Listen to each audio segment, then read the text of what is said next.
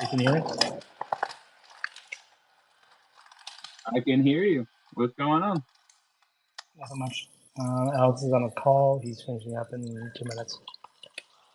All right, awesome. I'm just about to send some. I've been sending invites. I'm going to post in the Discord, and yeah, hopefully we'll get some people in here. We'll get started. Great. I'm gonna head outside so I can join from the Mavryk one.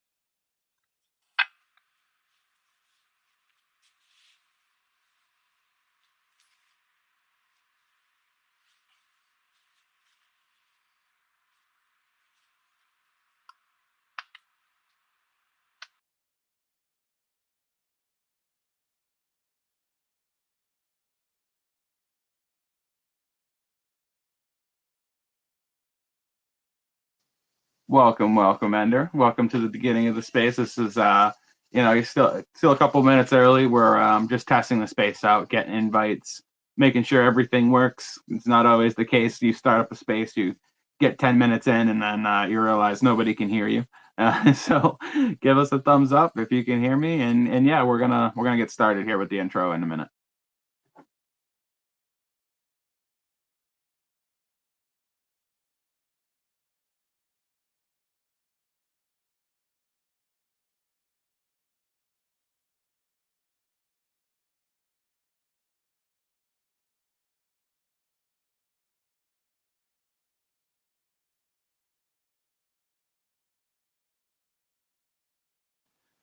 See, Sam, I did not get a thumbs up from Ender. Ender, if you can hear us, if you can hear me, please give me a thumbs up. Let me know that the space is working and you can hear everything.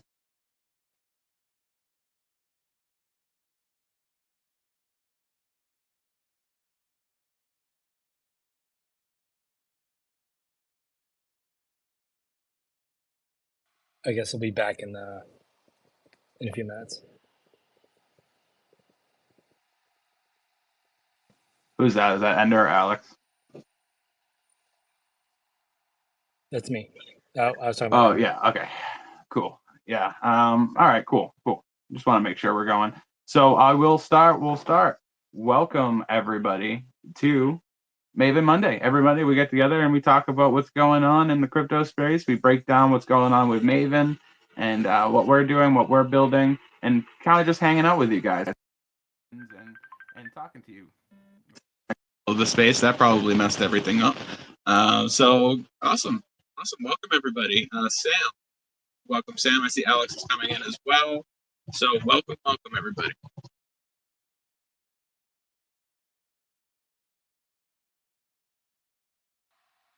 Hey, good to be here. How you doing, Theo?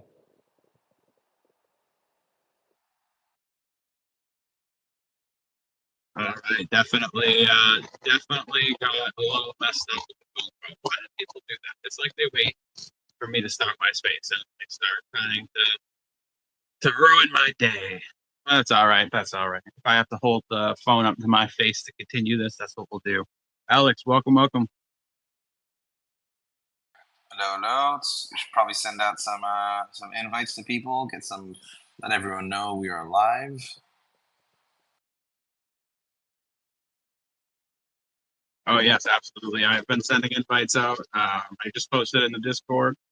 Probably get something in the Telegram, and yeah, I think we're good to go. I think we're good to get started anyway. Start talking about the things that are on our mind, right? I mean, I know there's a lot of Blackrock news and other things that we can just really dive into. I'm confused about it all, so I'm hoping that you guys are a little more knowledgeable. Maybe help break it down for everybody else. So yeah, we'll get started on that in a second. For now, just settling in. Let's see, we're 2 minutes into the space. So welcome, Ender. Yeah, we'll continue to send out invites out, and in the meantime, kind of just talk about how everybody's week's going. I know you guys in particular have been very busy, so tell us about the happenings over at the Mavryk Network. And Sam, yeah, definitely get that up. Get up here in the speaker list.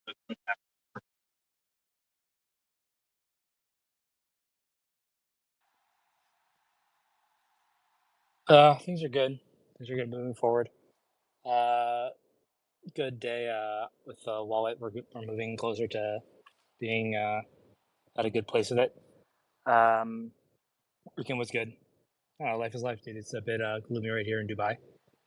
Weird weather, but things are looking up. I don't know. Alex, how are you doing? Currently trying to figure out if I've got bronchitis or just the flu. I'm good. I'm good. Besides for spending a lot of time with the doctor today. Yeah, Dubai's got really interesting weather at the moment. Uh, it's almost like they're calling for a storm, but then the storm didn't roll in. So it's just a bit gloomy, and it's getting hot. So, um, but all good. You know, Token 2049 is coming up. That seems like it's going to be very interesting. A lot more real world asset stuff that's happening there. So, been quite busy on our end.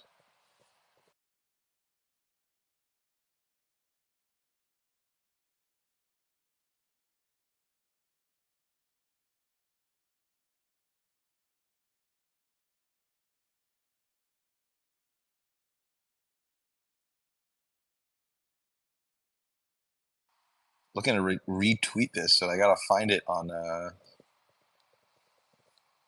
Twitter. Theo, Yes, can you hear thank me? you. And let me know. I can pin it up if you need the link to retweet. And apologies in advance. I am now trying to get the space to play out of my phone so I can properly hear you guys. So if I go blank for a minute, that's what's happening. I should be able to fix it.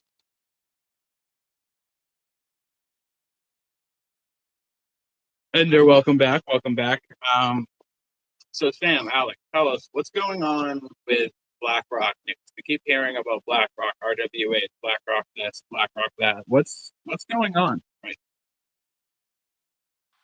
I mean, they've talked up tokenized real world assets and tokenization for a long time. It was only a matter of time until they did something with putting money on chain and getting into the space. And you know, it's not surprising that you know, look, $100 million is nothing for an organization like this. Really, it's once you realize how big the global financial ecosystem is outside of crypto, you realize we're just still a drop in the bucket.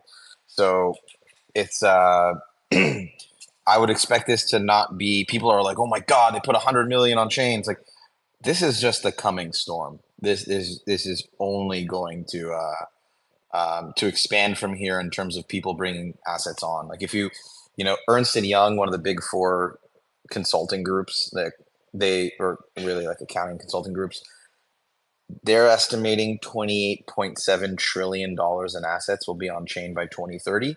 And that is it's 6 years away only, right? $100 million is like I don't even know where to begin by kind of understanding, I'm literally gonna have to do this on a calculator. But it's $28.7 trillion is massive. 100 million is just a drop in the bucket.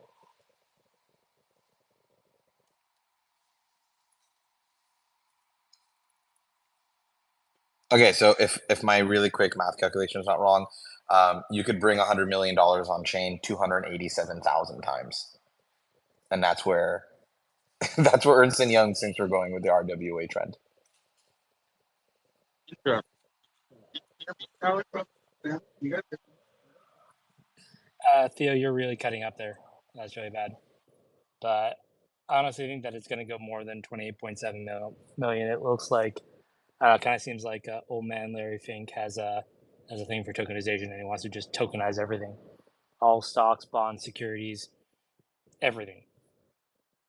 I mean, imagine like the ultimate baller move. Imagine the green candle on Bitcoin when BlackRock comes out and says we're tokenizing our entire portfolio and putting that on chain, or we're launching our own security token exchange, which they might be rumored to be looking at acquiring. It's there's a lot of um, there's a lot of happening in the RWA space.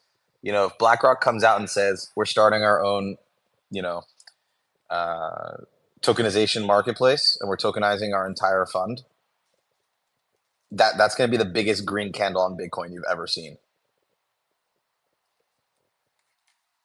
I believe that's what we call a God candle, and that when everyone calls this a God candle, and it's very. I think that's what God calls a God candle. Completely. Yeah. In the meantime, I think Theo's phone's internet or phone is not working.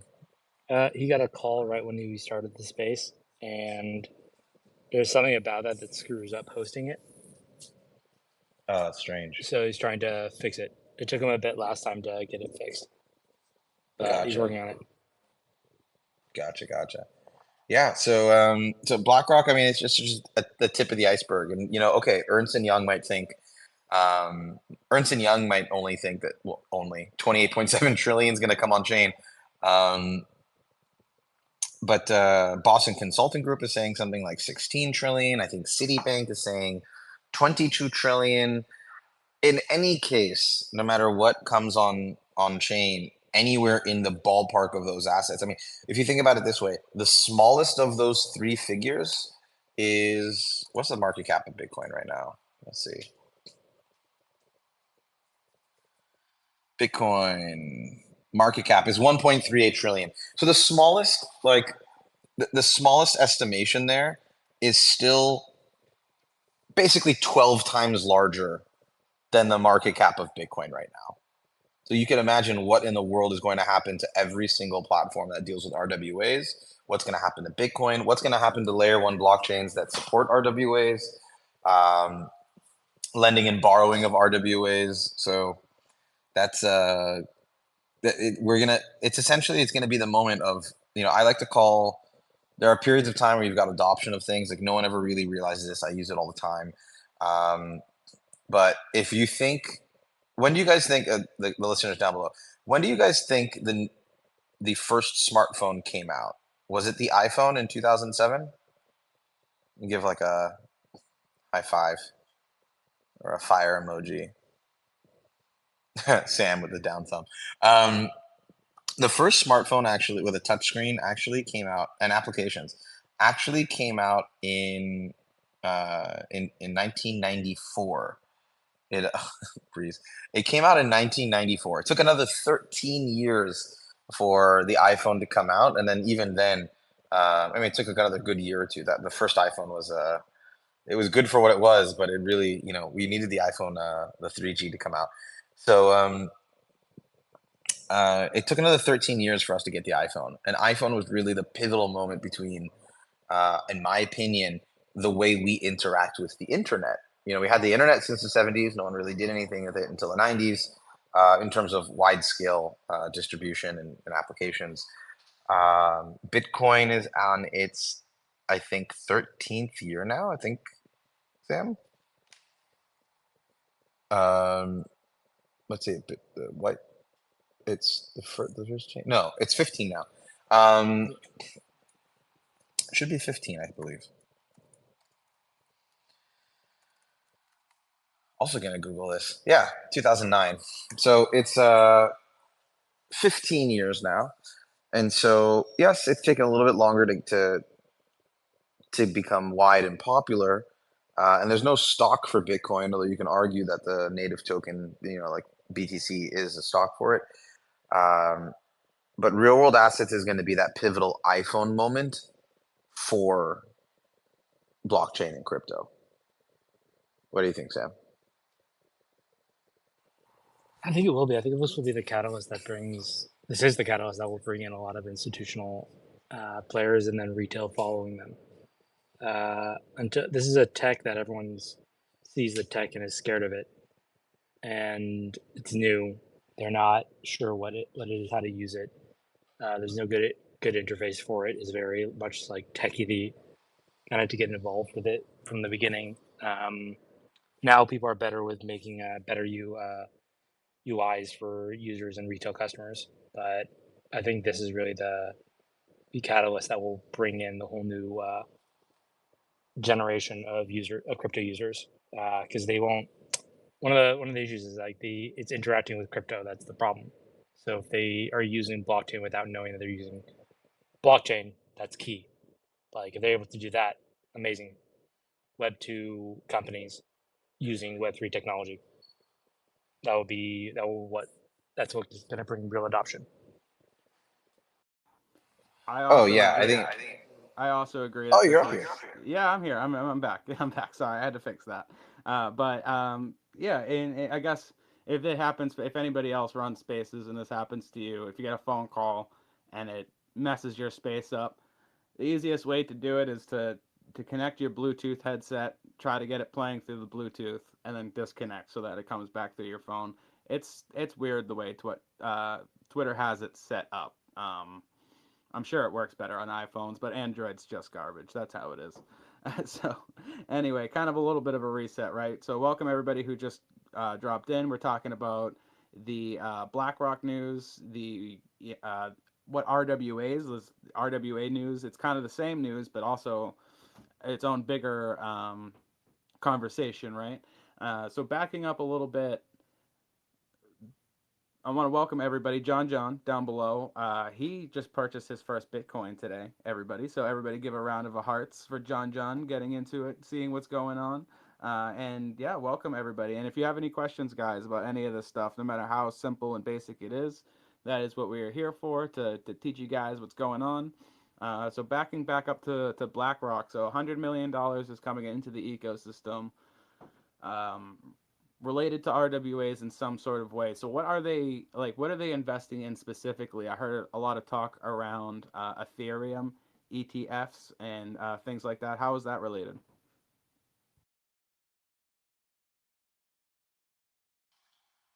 They put $100 million on ETH in order to invest in things. It's either, I think it's a tokenized fund, so you can use the funds to invest into other things. I don't think it's necessarily for RWAs exactly, but it's a just capital to use to invest. Um, Sam, did you get a read on their like the remit of what they're using those funds for? No, not that I could find. It was they put it all on chain. There's for a token that will be build boodle, I think it is the name of the token. And then someone found the address and then decided to crypto trader decided to spam the address with a bunch of coins and memes. So average day in crypto when they launched that fund. I'm surprised. I'm surprised they didn't just get a ton of NFTs of like buy my other NFT. Um, but yeah, that does sound like a typical day in crypto, but it's huge. I mean, an asset, kind of manager like BlackRock putting $100 million on chain on a single blockchain in order to start trading. It's like, yes, okay, fine. We've got billions of stable coins on chain. That's great. 100 million is a drop in the bucket of that, but it's not how much money they put, which is still a large amount. It's who put it. And I think that's massive. That is massive, and it's great news because BlackRock is one of these companies that a lot of other big institutions look up to for what they're doing and what they're investing in and what their plans are. So I'm sure we're going to see a lot of other investments come in not too long after if we haven't started hearing about those already. Well, there's a bunch of different like RWA platforms that are there. There's Relio. There's um, Securitize. Well, Securitize worked with BlackRock to do this. Um, and then there's, some of my favorites are Realty and Lofty, who are tokenizing um, mostly single family, but multifamily homes as well. I believe Realty just completed a $5 million investment round um, on chain. They essentially tokenized their securities, the equity of the company, and raised 5 mil on chain at a $80 million valuation. So you're going to start seeing a lot more people tokenizing either their own equity of companies or things are revolving around RWAs. And this BlackRock thing is just the beginning.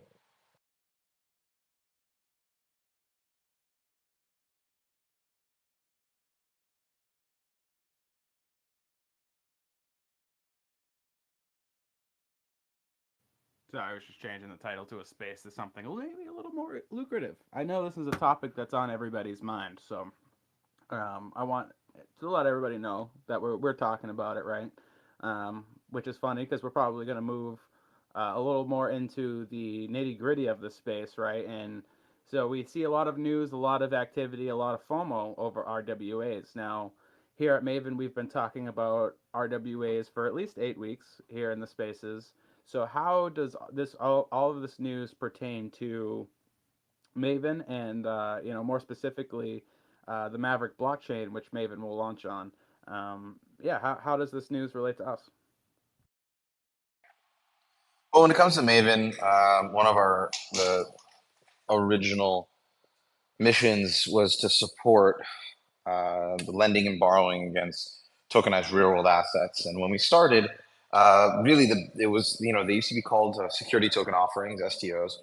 And essentially, there was a hotel resort in Aspen, Colorado, called the St. Regis. I think it's just called I think it's just the St. Regis in Aspen. In any case, they tokenized something like $18 million worth of their stock and created the Aspen coin. And so when we originally launched this, our entire goal was to support the lending and borrowing of real world assets. And so Maven was supposed to be a DAO that essentially, people can go to, deposit collateral, borrow against just, like their Aspen coin, for example. And since then, there's been different, bits and pieces of what's been tokenized, but security token offerings didn't really come. The market was a little too immature for it in terms of both the ecosystem and also the teams and the players active there. So it took a little bit of a dip. NFTs really took the light. Well, DeFi was taking the limelight. Then NFTs took the limelight, and now we're getting into a more mature market and a player like Blackrock coming in. So the fund has been essentially just a digitized fund with Blackrock. So they're going to use that to buy digital assets.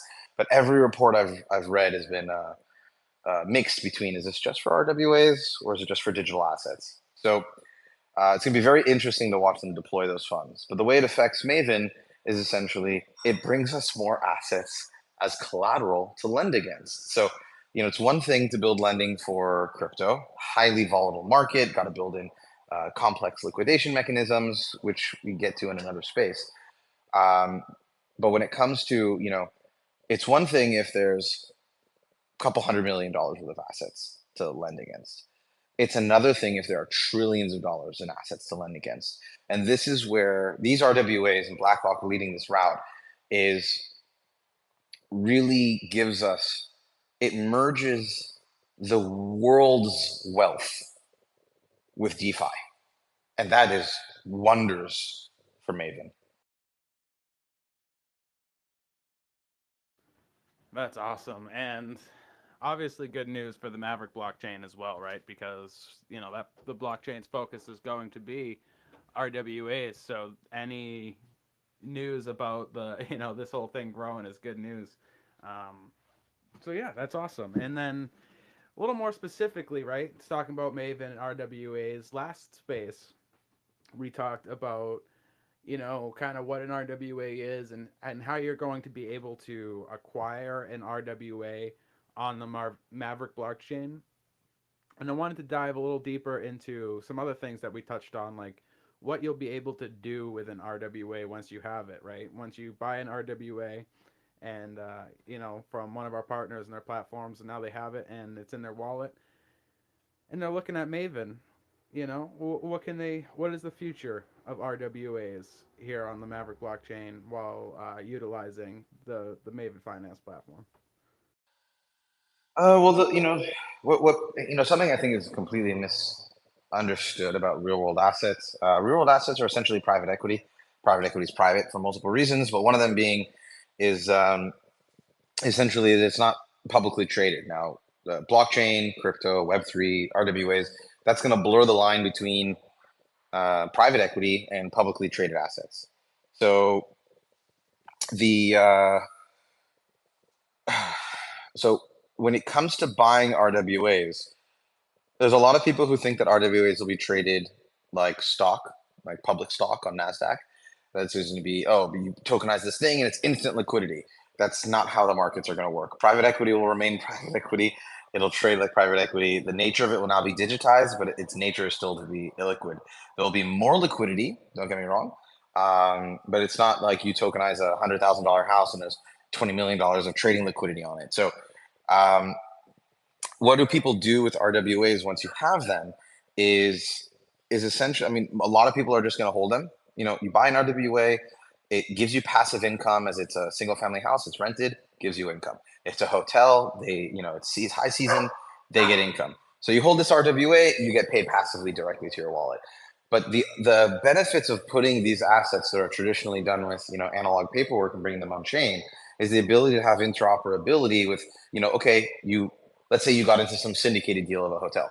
So you own $1 million as a hotel and you get paid. That's about all you could do with it. And you could take a loan. You have to go manually find a lender.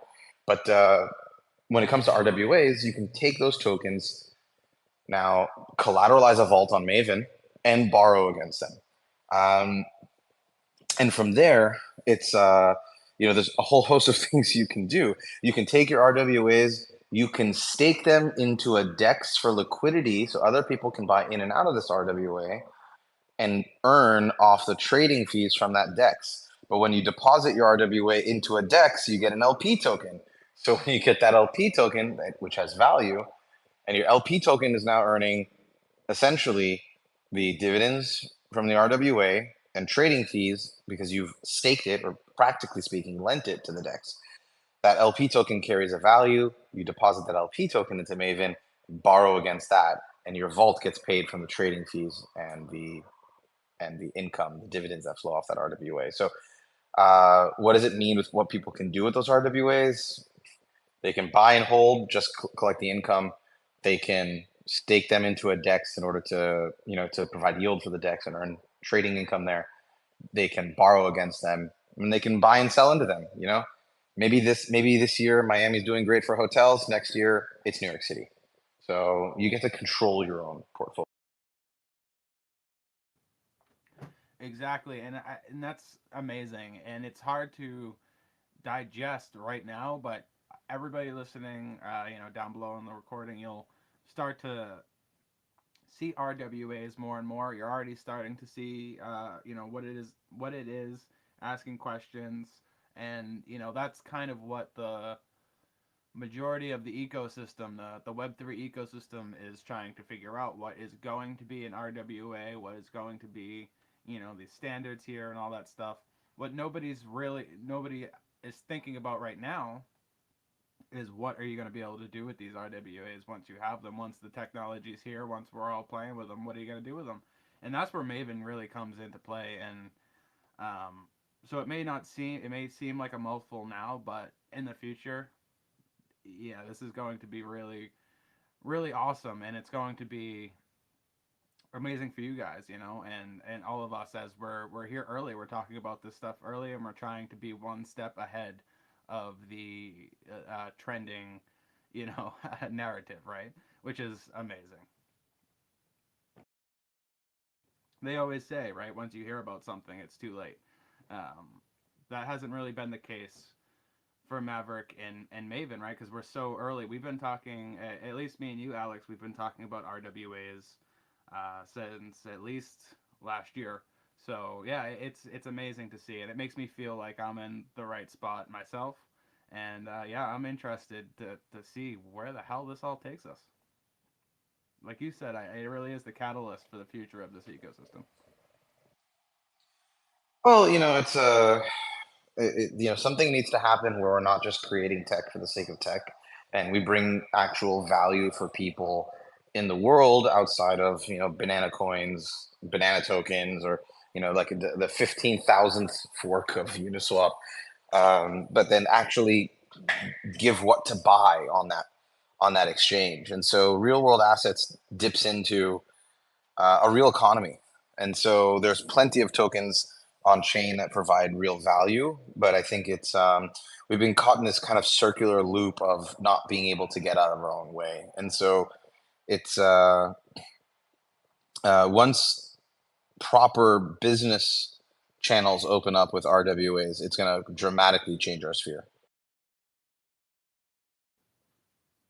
Welcome, John. I was definitely eager to have you up in the space to share your thoughts about what you have been hearing today, right? As a new entry into at least the Bitcoin ecosystem. We'll talk more about what kind of crypto knowledge you have. So introduce yourself. Tell us who you are, what you do, and yeah, please tell us about what you think about the conversation today.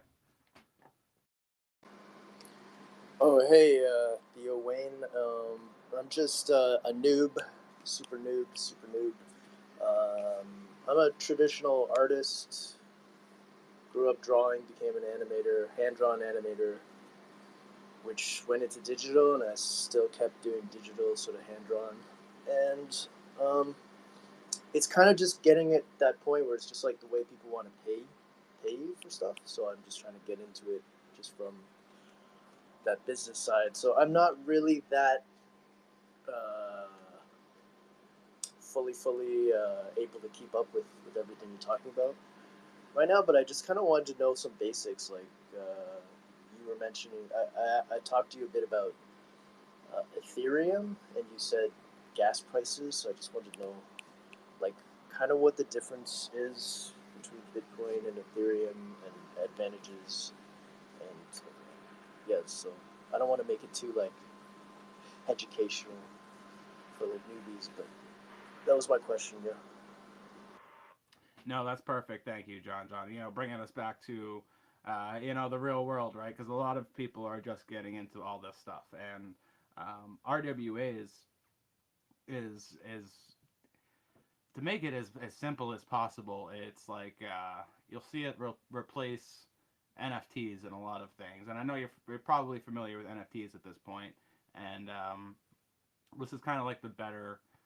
I would say the better version of that without going into any more detail. There's a lot more to it, but just to make it as simple as possible. And the difference between Bitcoin and Ethereum. Good question, right? As someone who's new, there's a lot of blockchains out there. We've talked about both. We've talked about Bitcoin, and then we also, talked about Ethereum, Bitcoin, BlackRock getting into Ethereum. How does this all relate to each other? It's actually a fantastic question, and honestly, something I think as someone who's been here for at least 4 or 5 years is still always trying to figure out. What do you think, Alex and Sam? Obviously, they're different blockchains. One is they're two different structures of blockchains. Bitcoin is what they call proof of work. Ethereum is, at least nowadays, what they call proof of stake.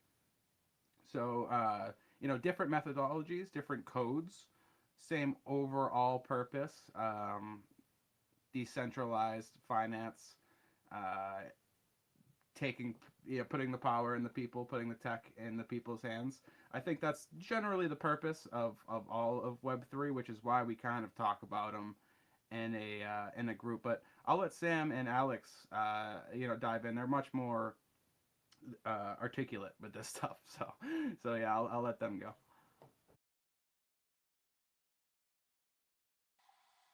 Well, essentially, Bitcoin's the first blockchain that ever came out. It's native token. Bitcoin is both the first blockchain and a blockchain, and also has its own token, Bitcoin, which is the native token of the Bitcoin blockchain. So the chain itself's purpose is essentially to run the transactions for the Bitcoin token.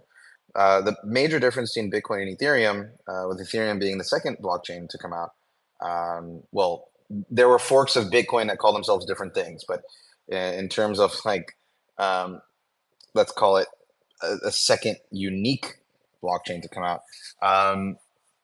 Ethereum supported something called smart contracts, and those are those automatic pieces of code that you use to mint your NFT and your artwork on chain. And so Bitcoin operates as almost like a single purpose blockchain whose entire purpose is operating Bitcoin as an asset. Ethereum allows you to build applications and other tokens on top of its own chain. So it's kind of like this, think of it as like a decentralized cloud network, cloud server for applications to launch on top of or tokens to launch on top of. And one of those applications is NFTs. When it comes to gas fees, actually Bitcoin spiked in terms of gas fees for a while, not too long ago, but Ethereum's failure to scale mixed with its scaling of its user base has kind of led to pretty high gas fees, to say the least. Not to not to slosh on Ethereum in any way, but yeah, the gas fees there are through the roof. They've kind of offloaded a lot of that onto what they call layer twos, or a network built on top of Ethereum. And yeah, the Mavryk network won't have that. It's considering the upgrades that we can push every 3 months. We're able to lower and lower transaction fees and upgrade along the way. So you won't see that on the Mavryk chain. But yeah, John, you got a question? Yeah, so like what are we talking about when you say high fees? Like a high percentage, or is it? Yeah, What is so it? yeah, every chain So has and a fee, John, and just and wanted to say thanks yeah, go ahead. Oh yeah, for all oh the sorry. info. That's Yeah, all I just wanted to absolutely. say. Absolutely. Sorry for talking over you. Yeah, absolutely, man. And that's why I invited you here today, because you're always welcome, and we're here to help everybody learn, right? Everybody who wants to learn anyway. And so yeah, every network has a fee. Every transaction you do, when you buy, when you sell, when you trade, everything comes with a what we call a gas fee, or a transaction fee. Now, every blockchain has different fees, different ways of doing it, even. So, Ethereum specifically, and the reason why we're talking about Ethereum is because someone offered you ETH, right? They wanted to pay you in Ethereum. And my argument in our DMs was it's not good for business. And that might not be true, right? And that might not be true at all, which is why I wanted to get Sam and Alex and everybody else. Breeze, I don't know if you're working, but you're a perfect person to talk to John as well. Um, yeah, and just Ethereum. So for an example, uh, I got paid for art. I got $50 worth of Ethereum. I was super pumped, right? Oh my god, I sold my artwork for 50 Ethereum. What am I gonna do with this? And then the first thing I was gonna do, I was like, all right, let me cash out. Let me get paid for my work. And when I went to go sell it, I had to pay $20. I think it was like $25 as a fee in order to withdraw that 50. So I ended up only getting 25 out of it. And that is sad. That is sad days. That is not ideal, right? So on other blockchains it's a lot easier, a lot better, but Ethereum just seems to be but for whatever flaws they have, they are the most well-known blockchain, and it goes a lot into like their marketing and their community, and just how robust it is as a technology even. Um, so does that mean Ethereum would have its most value to trade for other stuff that's in that currency? So you're saying to cash it out, it devalues because of that, or do the gas fees still come into play when you're trading within Ethereum? Yeah, absolutely. So, and as Alex was saying, so to bring it back home to the space, um, Maven is going to be a financial platform, right? The account you see me speaking out of, and Maven is going to be launching on the Mavryk blockchain, and that is the blockchain that we're building. And on that blockchain, for example, there's going to be very, very, very minimal fees, like fractions of a penny even, and you won't notice, and it won't even be a conversation, and we'll never talk about it again. But when it comes to other blockchains, yeah, you got to be wary of that stuff, and you just got to make the right business calls for you as an artist. And we're going to talk a lot more, me and you, about Mavryk as well as it launches. But yeah, and then also, so RWAs, right? RWAs is an interesting conversation, a real world asset. Um, Now, I'm sure in your artist career, you've probably heard of NFTs, digitizing your art, and stuff like that. So the way I would think about this, and this is where what is everybody's dropping from the spaces, and I'm a little scared, but I'm gonna keep talking. Alex, I don't know if you see that, if you're still here. No, I'm here. Okay, well, an NFT, so NFT RWA, so an NFT would be like, say, a comic book. There's many editions. There's royalties that go to the artist. Blah blah blah. It's a tradable. There's a certain amount of editions. It can't be really copied or reproduced. It's the comic book. It is what it is. an RWA is like the Mona Lisa, right? It's there's one, and it shouldn't. Yeah, and I think that's the best way to look at it, and that is something Well, that can be there's invested a in. let me hop in here for a second. John, Yeah, go ahead. so long story short, there's the same way that you could own like stock in a company, and RWA is ownership of some form of asset in the real world, but represented by tokens instead of stock. So, you're basically it literally uses a token on a blockchain to legally represent your ownership over something. And by doing so,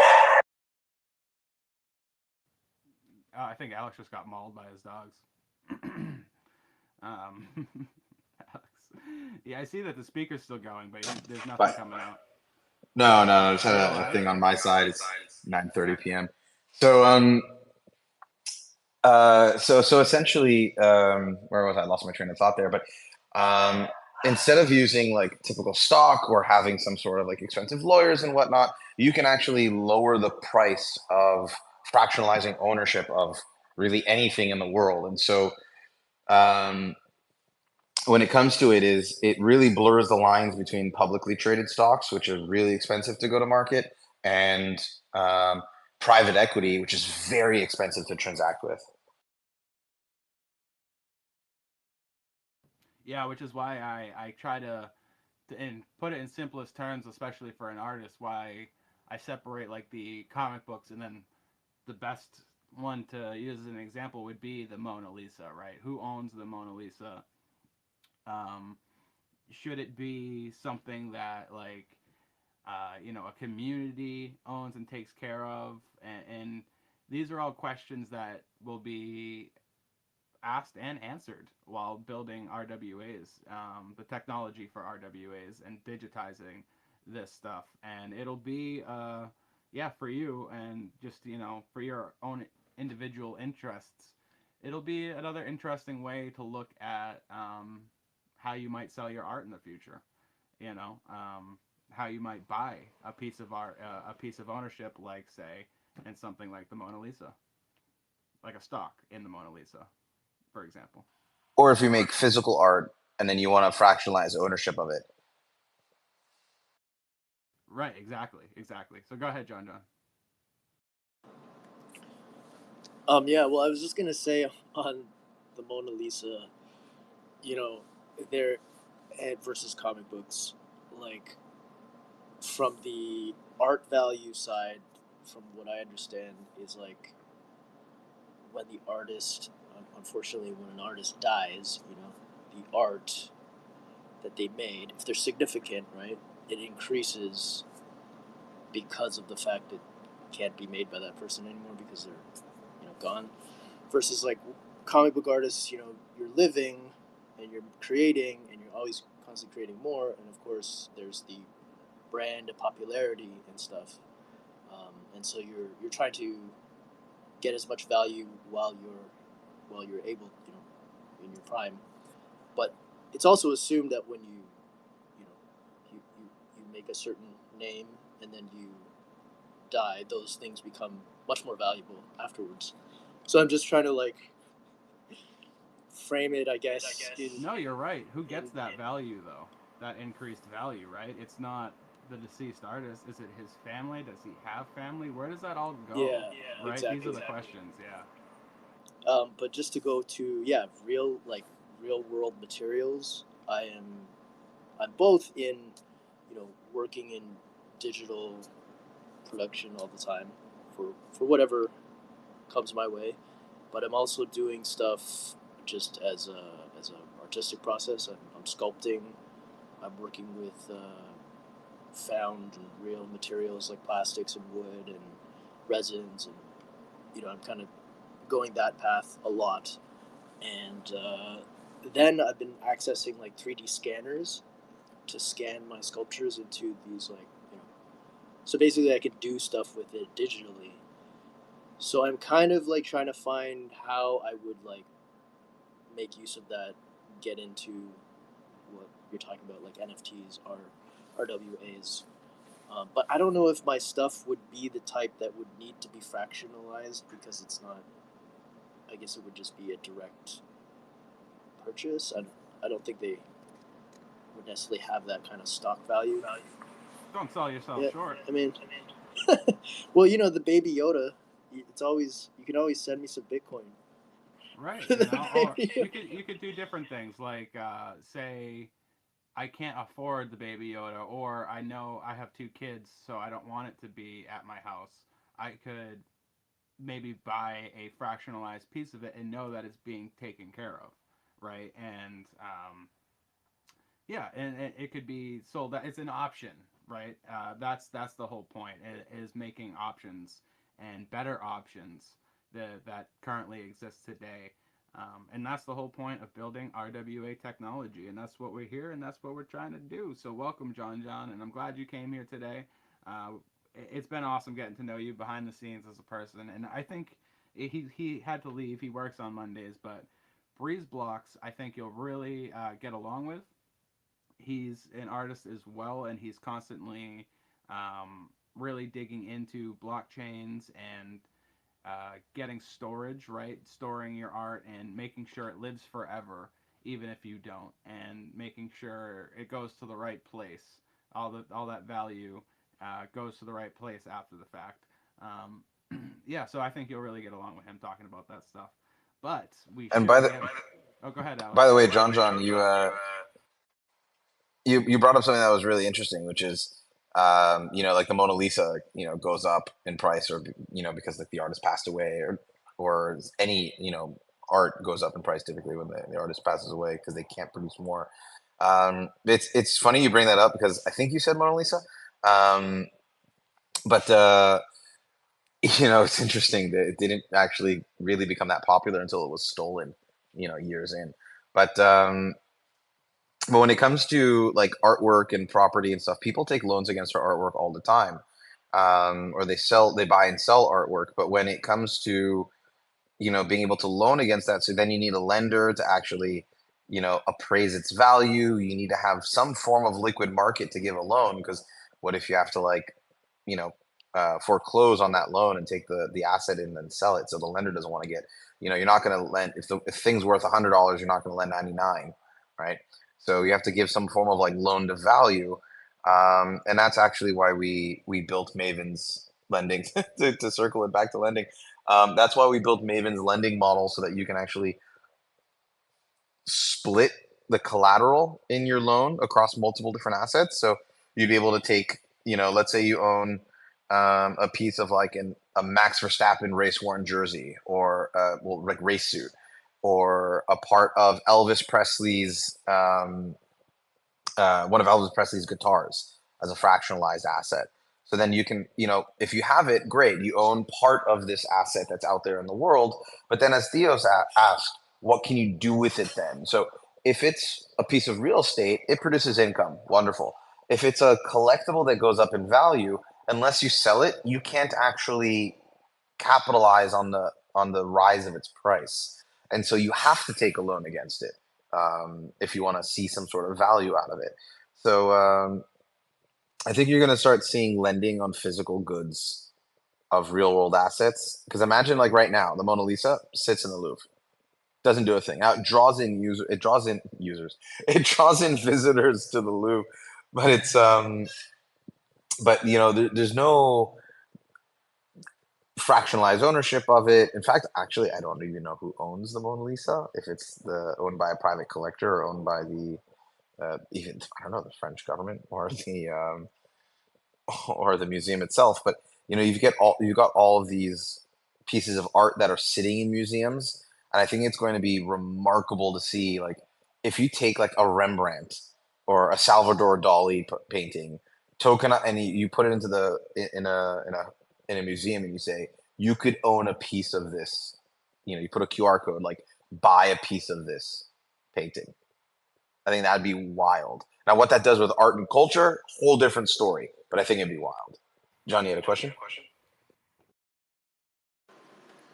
I mean, it was just kind of a joke. It made me think about, you were saying like the user. Like, I just had a picture of like a little robot droid going through museum, and you could just tune in from online and like go through the museum and look at the art pieces. But this is what it made me think of. But in terms of like, if you buy a piece, a fraction of, let's say, Salvador Dali piece of art, does that mean that fraction is kind of like an investment in terms of, like, is the purpose to grow wealth that way?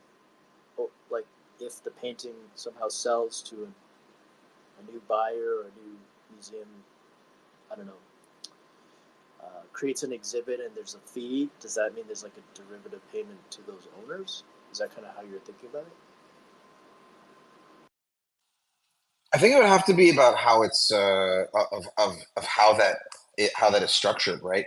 I mean, if it's like a part of if they tokenize all like the assets in the Salvador Dali Museum, or is it just one asset inside a museum, which you have to pay, like there's a separate, let's say, a museum kind of like hosts a gallery of Salvador Dali art, and you have to pay a fee to get in there as like a separate side event, and then part of that fee can go to the asset owners.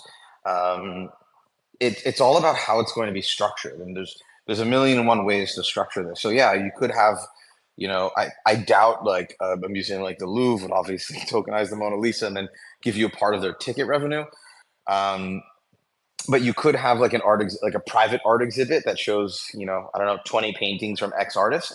They exhibit them, and then a proceed of the ticket sales or the sales of the paintings go to the RWA token holders. Now, if the actual painting itself gets sold, and like the physical painting, again, depends on structuring, and this is why securities kind of gets really interesting and different across every single different deal. But yeah, if you buy into a fractionalized piece of a painting at $5 million and it gets sold to a real, like the full painting gets sold in the physical world to someone for $50 million, then you get like a 10x return on your money. Yeah, Alex, walk us through it as if it's the Mavryk blockchain. So the Louvre, let's say these are all hypotheticals, right? So let's say the Louvre has decided to launch RWAs on the Mavryk blockchain. It has fractionalized the Mona Lisa, and me and John have bought a share. Now, what's the next step for us? Like, what happens now that we own that on the Mavryk blockchain? Well, when it comes to like fractionalized real world art, probably you'd probably put it on like a screen in your house and say, I own part of the Mona Lisa, right? People would walk in your house and be like, oh, that's cool that you have that there, and be like, no, I own that. So actually, Googling it now, it turns out that the Mona Lisa belongs to the country of France. It was bought by King Francis. And so that's what you would probably do. And I've looked a bunch of times, at like different little mini screens to show NFTs on in the house, and then kind of have this like artwork. You're probably right. But yeah, you would. Bring it to Maven, right?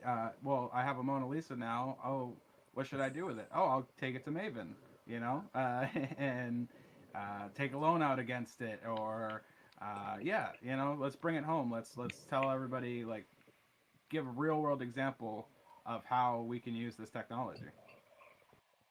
Yeah, I mean, it's once you have a fractionalized like real piece of artwork, you can then there'll be some form of liquidity for it. You can get an appraised a price against lending for it. I've always been a bit against NFT lending just because of how volatile the market is, and then not really knowing how much you can sell. Like the floor price of an NFT is just the highest offer, but it's not necessarily what will go through in the case of a foreclosure. So when it comes to a fractionalized real piece of artwork in the world,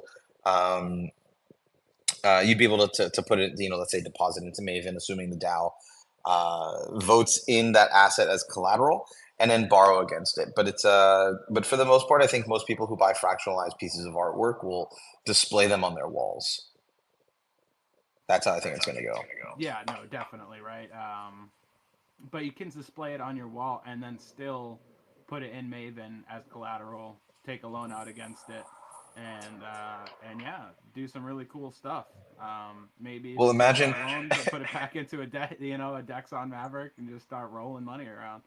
Yeah, it would be Well, I fun. think it'd be funny. I think it'd be funny if you like you you own this piece of fractionalized piece of the Mona Lisa, and then you deposit it into a vault, and you get let's say, well, in a vault you wouldn't get an LP token, but if you deposit it into a DEX, get an LP token for your Mona Lisa token, and then you put your LP token of the Mona Lisa on a screen on your wall. So it's like I own a token that gives me rights to withdraw the Mona Lisa from this exchange. So that would be that'd be one of the hardest things I think I'd have to explain to my mother. But yeah, just to make it kind of give John an idea of the technology we're building, right? And I think that's a good example. What we all talked about today, I think, is a good example of RWAs and onboarding to RWAs, because we will, at least on Twitter, right? We're going to run into a lot of NFT artists and people who are familiar with NFTs and art and things like that. So I think that's a good way to hopefully get them on board. John, you can be the the determination there, whether we were good at explaining what we're building or not. Do you think you have at least a slight idea, as someone who's literally just entered like got his first Bitcoin, right? Like, did we how good did we do on the RWA portion of this space? Yeah. I mean, just to clarify, it was like a fraction of a Bitcoin that I bought. But basically, I think on lending, I have to go back in and refresh kind of my own understanding of like how it works, um, just on that level. But in terms of like the uh, fractional ownership, like that, I've been hearing a little bit about that, so that definitely makes sense. Um, so yeah, and I think I think I just have to catch up. You know what I mean? Yeah, absolutely. And it's funny that Yeah, you well, brought up the lending and borrowing, because that's exactly what we were going to dig into, before you joined and we started onboarding. So definitely stick around, because we are going to dig into the lending and borrowing aspects of what's going on. And in the meantime, though, we're almost going on an hour. So we were just launching a meme competition, and we're going to go over that and the winners here in a second. But in the meantime, Alex, go ahead. yeah. Before we get to that and wrap up tonight's space, John, Ender Crypto, A Zengin. I don't know if I'm butchering those pronunciations, but everyone down below, essentially, if you haven't already tried to use Maven Finance, head on over to MavenFinance.io, and you'll be able to, connect your wallet, mint some tokens out of a faucet, and lend to the DAO, borrow from the DAO, start your own satellite, start it up. So if you haven't already tried Maven Finance, check it out. It is essentially, it's a entire blockchain banking system that we've built within a series of 20 smart contracts. So it's not just lending and borrowing like most of our platforms. You just put your money there or borrow from it. But Maven actually allows you to be the bank itself. So it's a funny, I got a lot to say about, like Celsius network, but yeah, Maven is essentially a banking system whose entire operations all operate transparently on chain. So with that being said, Theo, let's go over the winners of the meme competition Yeah, and absolutely. And hold on, just wrap to it up. clarify on what you were saying, Alex, John. So the platform currently exists on what's called a test net, right? So everything you do on this platform right now is, he says, when he says go to a faucet, you're getting free coins. Everything's free. It's test. Nothing's real. So this is a perfect opportunity for you and everybody listening to uh, dive as deep as you want to go into DeFi without risking anything at all. And you would be helping us out tremendously, right? Testing out the platform and telling us if there's any bugs or if something doesn't work. So definitely try that out. And now the giveaway. So the giveaway, best Mavryk meme. we have 3 winners. Let me just pull them up right now. So the competition was to make the best Mavryk meme and to post it on Twitter with the hashtag #BeMavryk and the hashtag MavrykMemes. And the winners are going to get a special role in our Discord, and they will receive some cash rewards in the form of Bitcoin as well. So it's going to be amazing. Where did I post these winners? I posted them to you guys somewhere. And then we talked a whole lot. So we have in first place at Caddy Barris on X with, Maverick says in the AMA that you can tokenize anything meme. And let's see, I'll try to get these posted up for you guys, or at least post it down below as well, because we're about to end anyway. So congratulations, he's going to get the special reward, and he's going to get $60 in Bitcoin. So congratulations, my friend. In second place, we have Solana Brand, who was in the space. He just dipped out. A little too early to figure out that he is now the second place winner. And he will be receiving some money as well. And we have in third place, the final winner today is CryptoKA at YKT879 on Twitter. So thank you, everybody, for competing in the competition. And yeah, we'll be running more. And we'll be doing these as frequently as we possibly can, just to try to, keep everything going. Oh, Brand, he's back. Okay, good. I hope he heard that he is the second place winner. Congratulations, my friend. Yeah, we will be doing these more, right? And we will be just trying to get these, keep the community going, keep you guys engaged, reward you guys for all the, fun and hard work that you guys have been doing. So thank you from the bottom of my heart for participating in the competition. And yeah, keeping our spirits up, keeping us laughing with all these Mavryk memes. It's been amazing. And if you love these memes, we have consider joining our Discord to be a part of the competitions and giveaways. And yeah, we also have a NFT and memes channel in that Discord, and it is chock full of some really funny Mavryk memes. So yeah, thank you guys once again. Alex, any thoughts on the giveaway and our winners today? No, congratulations everybody on our first Mavryk meme competition. We think it's important that these memes kind of get out there in terms of building a community. Memes are kind of a very interesting way of expressing oneself in today's ways. John, I think is really, I think memes are normal people's ways of expressing themselves, because I know how to make a meme, but I definitely can't make art. I mean, I struggle with stick figures. So we had some really incredible memes that came in through the CW campaign, and I think we're gonna have to share some of those, because we were sharing them internally between everybody, like what kind of got tagged and during the Commonwealth campaign.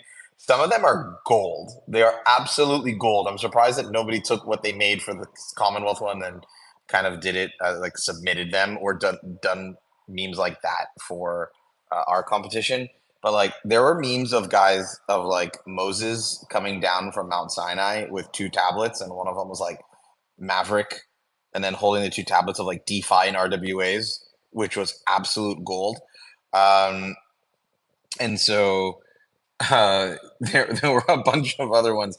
I'm gonna save it for the end of the space just to wrap up, but we'll be posting it from the official Mavryk account as well soon. We also got to do Maven memes, which should also be really good. So thanks for coming, guys. We'll see you soon.